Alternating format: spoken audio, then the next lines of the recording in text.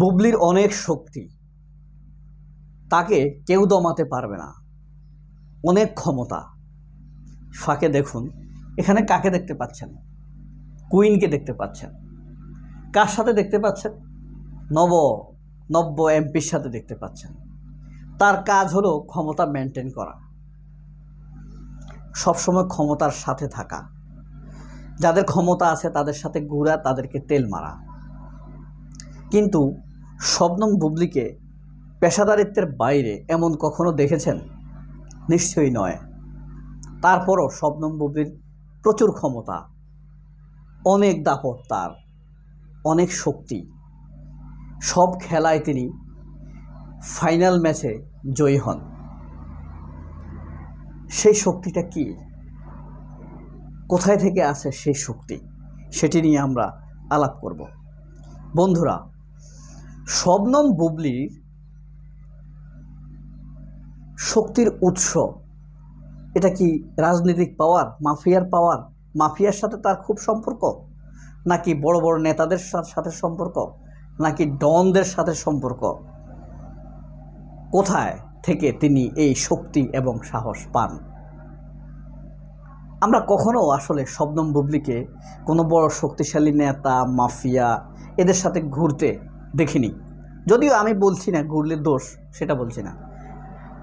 তিনি একটা কারণও আছে, তার হাতে যে পরিমাণ সিনেমা, তাকে সেই সিনেমারগুলোর কাজ টু দ্য পয়েন্টে, পেশাদারিত্বের মধ্য দিয়ে, কমিটমেন্ট ঠিক রেখে, পাংচুয়ালিটি ঠিক রেখে সেই সিনেমাগুলোর কাজ অব্যাহত রাখতে হয়।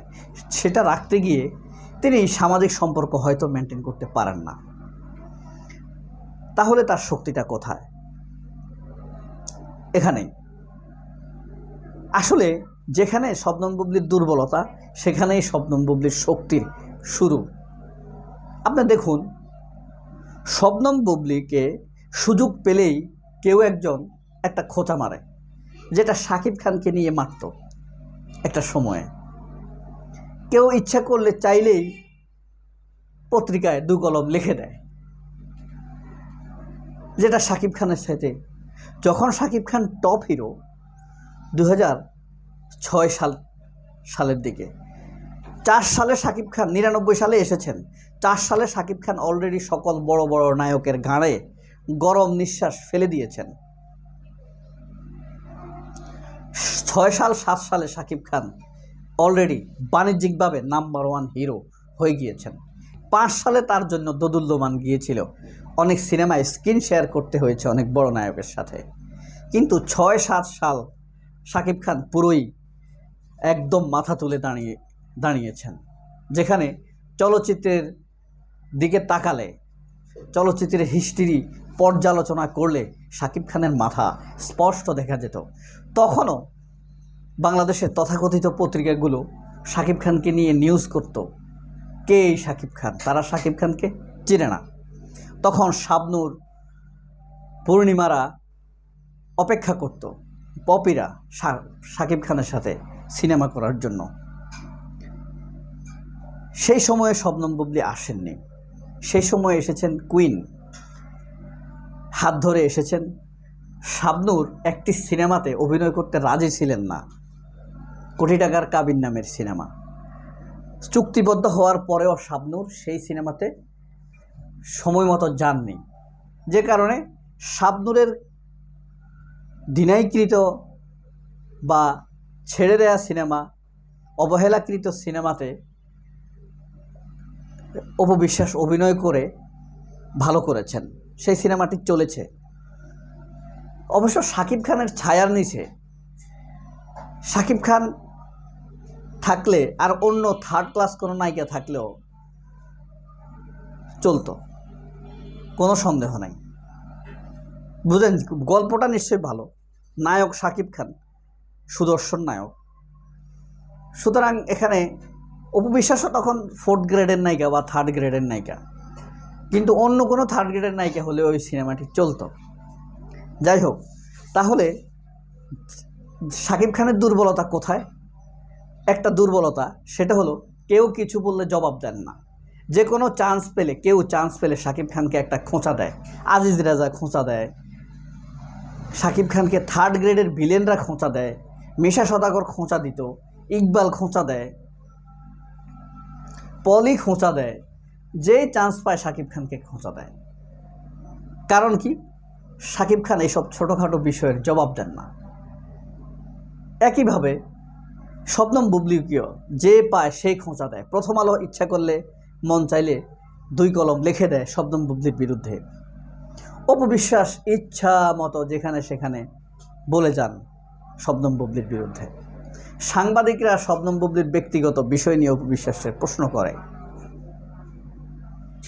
মনে হয় যে শবনম বুবলির এটা দুর্বলতা, তাই না? কিন্তু না, এটিই হলো শবনম বুবলির শক্তি। যেখানে দুর্বলতা সেখানেই শক্তি। দেখেন, শাকিব খানের বিরুদ্ধে বলতে বলতে বলতে সবাই নিজেই মিথ্যা প্রমাণিত হয়ে গিয়েছে। এখন শাকিব খান স্বমহিমায় উদ্ভাসিত। বলুন তো, কে আছে শাকিব খানকে এখন কম্পিটিশন দিবে? নাই। শবনম বুবলির একই অবস্থা। শবনম বুবলির বিরুদ্ধে সবাই বলতে বলতে বলতে বলতে নিজেই মিথ্যা প্রমাণিত হয়েছে, মিথ্যায় পর্যবসিত হয়েছে, ডাস্টবিনে নিক্ষিপ্ত হয়েছে, দুর্গন্ধ বেরোচ্ছে। তারা এখন কথা বলে না, শুধু যেন দুর্গন্ধ বেরোয়। এখন শবনম বুবলি যেটা বলে সেটাই সত্যি বলে মানুষ বিশ্বাস করে। এখানেই শক্তি, যেখানে দুর্বলতা সেটাই শক্তি হয়ে গিয়েছে। এখানে শবনম বুবলির শক্তির খেলায় এগিয়ে।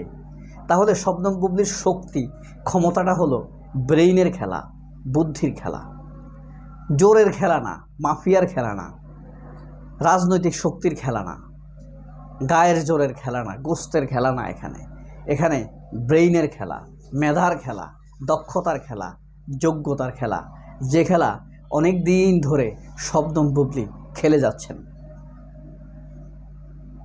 এবং সেই খেলায় প্রতিটি এপিসোডে তিনি বিজয়ী হয়ে যাচ্ছেন। এক একটি এপিসোড যায়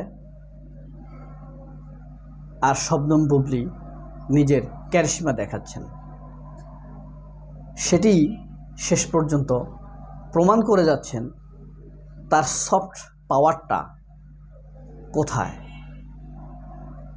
store house, brain is the store house of Shabnam Bubly.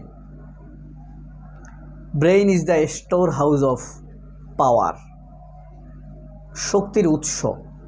Shabnam বুবলির শক্তির উৎসটাই তার ব্রেইন, ধৈর্য, মেধা, দক্ষতা, যোগ্যতা। এসব দিয়েই তিনি প্রতিটি পদক্ষেপে এগিয়ে যাচ্ছেন। এবার শবনম বুবলির বিরুদ্ধে ষড়যন্ত্রটি কি হবে, কে করবে? সবাই অনেক ভালো থাকবেন। আল্লাহ হাফেজ। আসসালামু আলাইকুম।